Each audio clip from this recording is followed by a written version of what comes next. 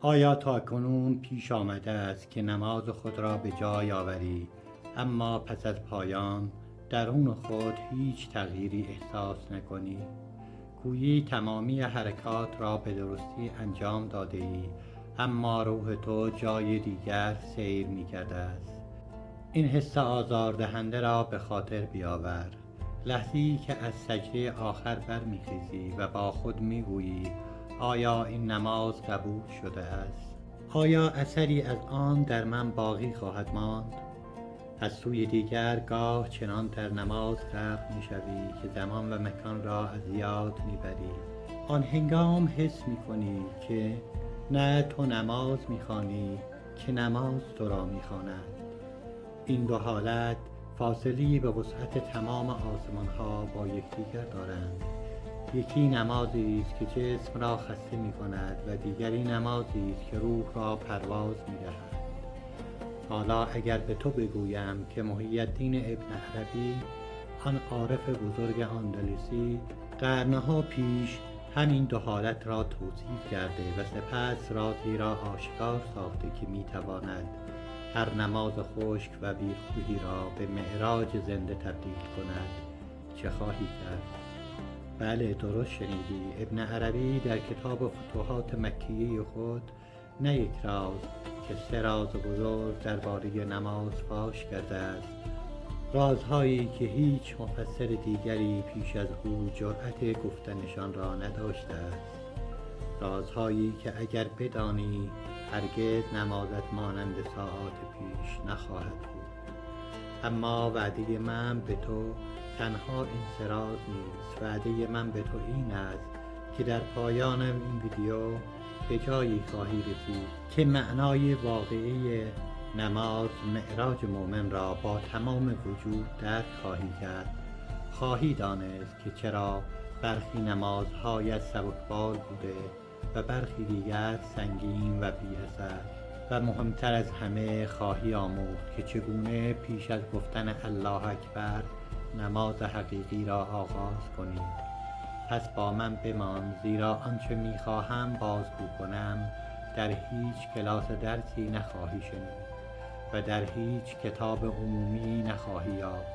این اسرار هدیه ابن عربی به آنهایی است که نمازشان را تشنه حقیقت یافتند. حال بگو آیا تو نیز تشنه ای؟ پیش از آنکه 3 راز را یکی پس از دیگری آشکار کنم، لازم است بدانی ابن عربی نماز را چگونه می دیده است. او نماز را تنها یک عبادت جسمانی نمی دانست. از نگاه او نماز گفتگوی عاشقانه با معشوقی است که هیچ لحظه‌ای از بنده خود غافل نمی شود، هرچند بنده از او غافل باشد. ابن عربی در باب 369 فتوحات مکیه جمله‌ای می نویسد که اگر بر آن تأمل کنی تمام تصورات پیشین تو درباره نماز فرو می ریزد. او می گوید چه بسا نمازگزاری که نمازی برای او نیست و چه بسا ترک کننده نمازی که او حقیقتا نمازگزار است.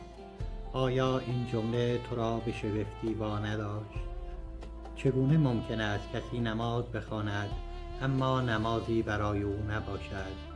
و چگونه ممکن است کسی نماز را ترک کرده باشد اما او حقیقتا نمازگزار شمرده شود؟ ابن عربی در ادامه این معما را گشوده است. او میگوید نماز حقیقی با اندامهایی که میبینی آغاز نمی شود، نه با دستی که به گوش میرسد، نه با زانویی که بر زمین فرود می آید و نه با پیشانی که بر خاک ساییده می شود. نماز حقیقی از جایی فراتر از جسم زمان شروع می شود، از قلبی که حضور را حس کرده است. بسیاری از مردم در طول سالیان متمادی نماز را چنان به جای می آورند که گویی یک دستگاه مکانیکی هستند. تکبیر میگویند اما حضوری در کار نیست، حمد میخوانند اما معنایی را درک نمی کنند، سجده میکنند اما غرق در دنیای خود هستند. ابن عربی درباره این گروه میگوید آنان نماز میخوانند اما نماز آنان را نمیخواند. اما گروه دیگر اندک هستند، کسانی که گاهی تنها یک رکعت نمازشان از صدها رکعت دیگران برتر است. چرا؟ زیرا آنان رمز را یافتند، رمزی که ابن عربی آن را آشکار ساخته است، رمز حضور، رمز این حقیقت که تو در نماز با که سخن میگویی. حال بیا تا نخستین راز را از زبان خود ابن عربی بشنویم، رازی که درهای فهم جدیدی را به روی تو خواهد گشود.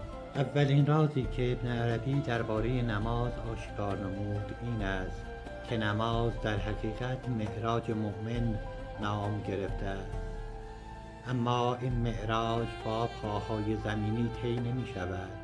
معراج یعنی سفر به آسمان، یعنی عبور از لایه‌های دنیا تا رسیدن به نزدیکی خداوند. حال اگر نماز معراج است، پس هر نمازی باید تو را به جایی بالاتر ببرد. آیا نمازهای تو چنین هستند؟ ابن عربی در فتوحات مکیه می نویسد هنگامی که بنده به سجده می رود نباید به فرشی که بر آن سجده می کند بیندیشد، بلکه باید به جایی بیندیشد که سجدگاه او در آنجا قرار دارد و آن عرش پروردگار تعالی است. تأمل کن، ابن عربی نمیگوید که سجده را بر زمین حقیقی انجام نده. او میگوید قلب و جان تو باید فراتر از این خاک سفر کند. سجده تو بر زمین است اما روح تو بر عرش. این همان راز معراج است. جسم در پایین ترین نقطه، جان در بالاترین نقطه است. اما چگونه میتوان به این مقام رسید؟ ابن عربی پاسخ میدهد با حضور قلب. او میگوید بسیاری از مردم نماز میخوانند اما حضور ندارند. ذهنشان در بازار است، دلشان در خانه، فکرشان در فردا. چنین نمازی اگرچه از نظر فقهی صحیح است، از نظر حقیقت چه است؟ او مثال جالبی میزند. میگوید اگر پادشاهی از تو دعوت کند به کاخش بیایی، آیا در حال ورود به کاخ به کوچه پس کوچه های شهر فکر میکنی؟ هرگز. تمام وجودت متوجه پادشاه و کاخ او. حال اگر پادشاه پادشاهان، خالق آسمان ها و زمین تو را به نماز فراخوانده است، چگونه میتوانی در هنگام سخن گفتن با او به چیز دیگری بیندیشی؟ این نخستین راز است. نماز معراج است، نه حرکت. تفاوت نماز تو با نماز اولیای الهی در همین جاست. آنان هنگام سجده خود را بر عرش می‌بینند و تو خود را بر خاک می‌بینی. آنان با خدا سخن می‌گویند و تو با خود. اما خبر خوب این است که این راز را آموختی. از همین امروز می‌توانی هنگام رفتن به سجده به عرش بیندیشی، نه به فرش. آنگاه خواهی دید که چگونه نمازت سبکبال می شود و چگونه واژه معراج را با جان خود لمس می کنی. دومین رازی که ابن عربی درباره نماز آشکار می کند از کتاب فصوص الحکم بیرون می آید. کتابی که بسیاری آن را مهمترین اثر عرفانی تمام تاریخ می دانند. ابن عربی در این کتاب درباره نماز خضر نبی سخن میگوید و رازی را فاش میکند که فهم آن نگاه تو به قبله را برای همیشه دگرگون میکند.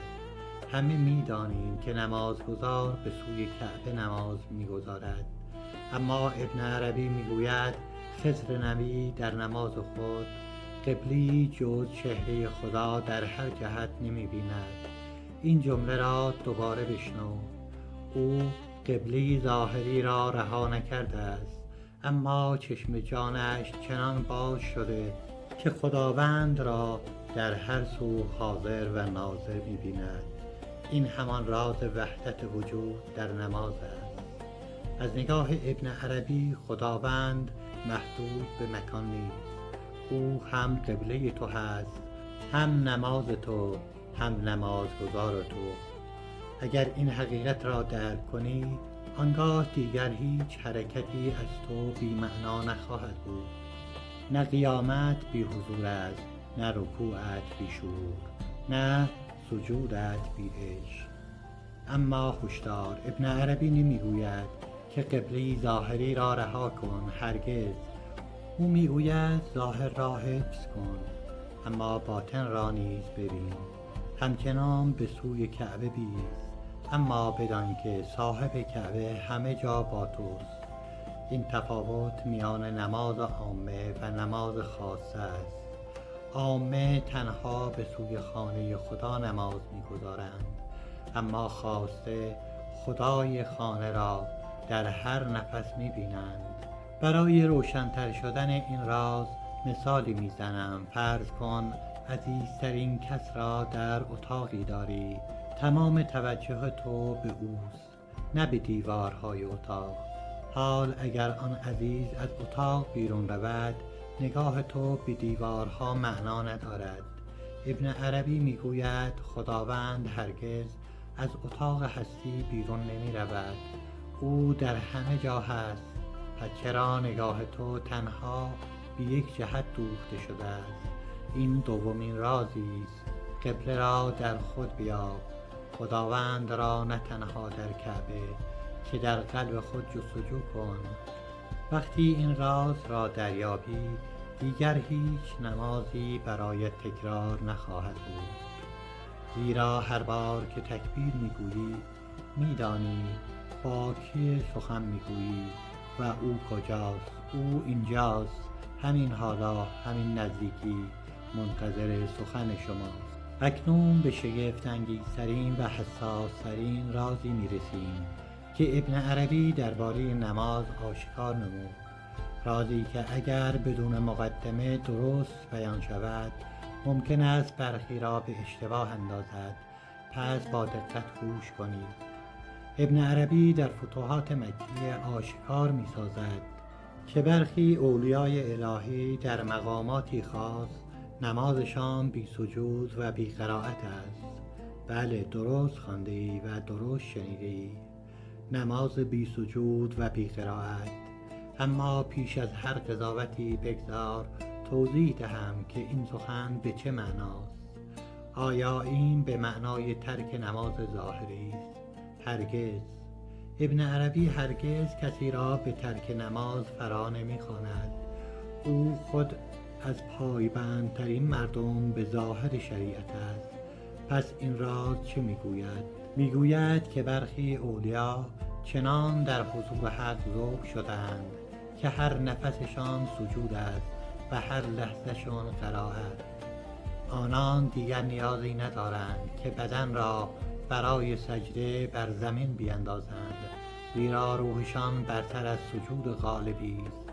آنان پیوسته در نمازند، حتی هنگام سخن گفتن با مردم، حتی هنگام خوردن و آشامیدن. ابن عربی برای روشن شدن این مقام مثالی میزند. میگوید ماهی را در نظر بگیر که در آب زندگی میکند. آیا ماهی گاهی به بیرون از آب میپرد تا آب را پیدا کند؟ نه، زیرا همه جا در آب است. اولیای الهی نیز چنینند. آنان همه جا در حضورند. برای آنان نماز دیگر یک زمان خاص یا حرکت معین نیست. نماز آنان خود زندگیشان است. اما هشدار بسیار مهم. ابن عربی تأکید می کند که این مقام برای همه نیست و هر کس گمان کند که به این درجه رسیده است سخت در اشتباه است. او میگوید تا به این مقام نرسیدی، ظاهر نماز را رها مکن. هرگز، زیرا ظاهر پلی است به سوی باطن. کسی که پل را خراب کند هرگز به آن سوی پل نخواهد رسید. پس تکلیف تو چیست؟ همچنان نماز ظاهری را به جای آور، با سجود و رکوع و قرائت، اما بدان که هدف رسیدن به جایی است که حتی فراتر از اینها. نماز را چنان بخوان که گویی همین نماز آخرین نماز شما باشد. شاید آنگاه گرفته‌ای از آن مقام عالی در دلت بتابد. اکنون هر سرازی که ابن عربی درباره نماز آشکار نمود یکی پس از دیگری شنیدیم. اجازه بدهید تا با هم مروری کنیم بر آنچه گذشت و سپس ببینیم این رازها چگونه نماز تو را برای همیشه دگرگون خواهند کرد. راز نخست این بود که نماز معراج است، نه صرفاً حرکت تکراری. هر نماز فرصتی است برای سفر به آسمان بی آنکه پایی از زمین برداری. راز دوم این بود که قبله را در خود بیابی و بدانی خداوند نه تنها در کعبه که در همه جا با توست.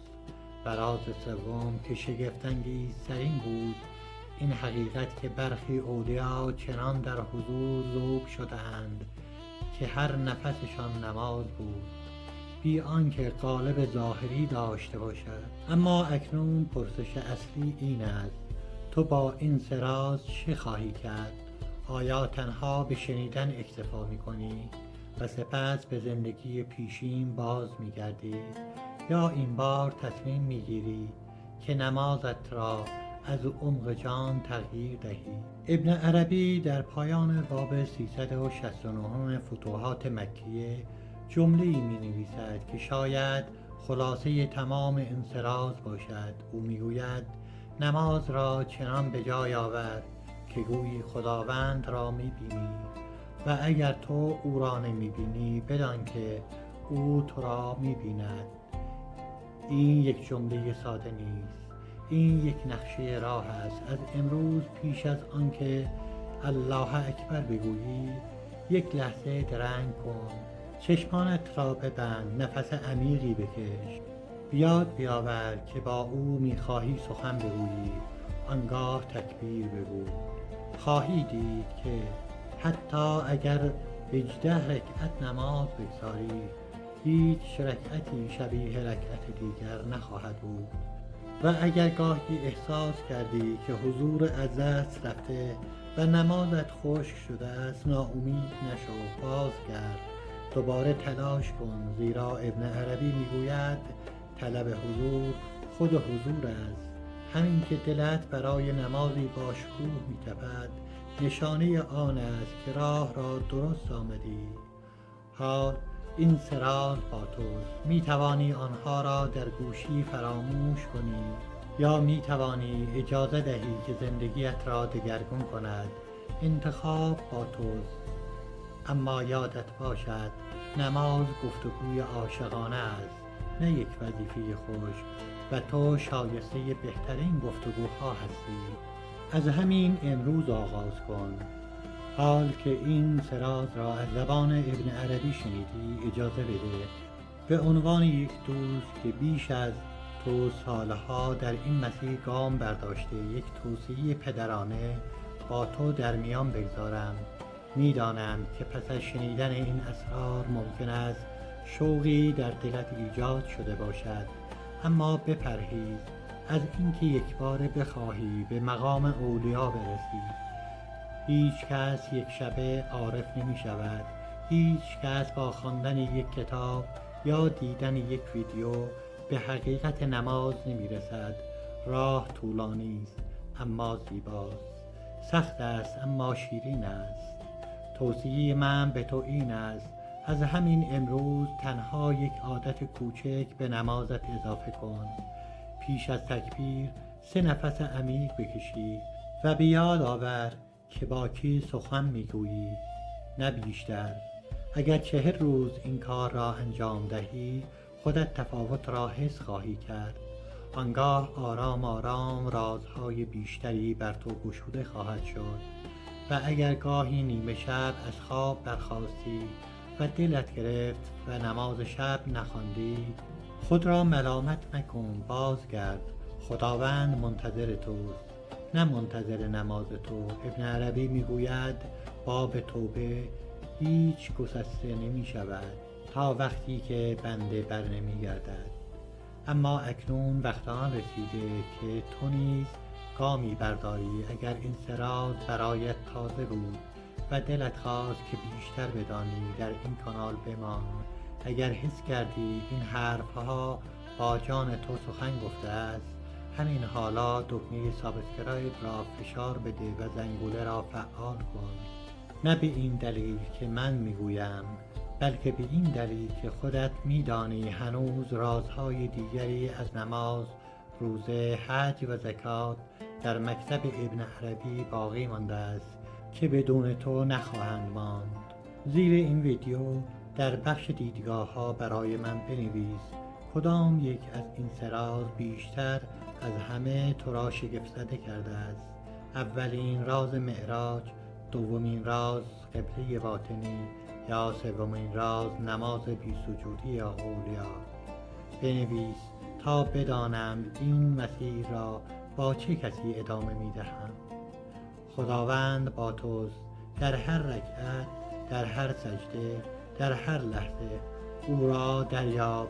نمازت را از همین الان با حضور آغاز کن.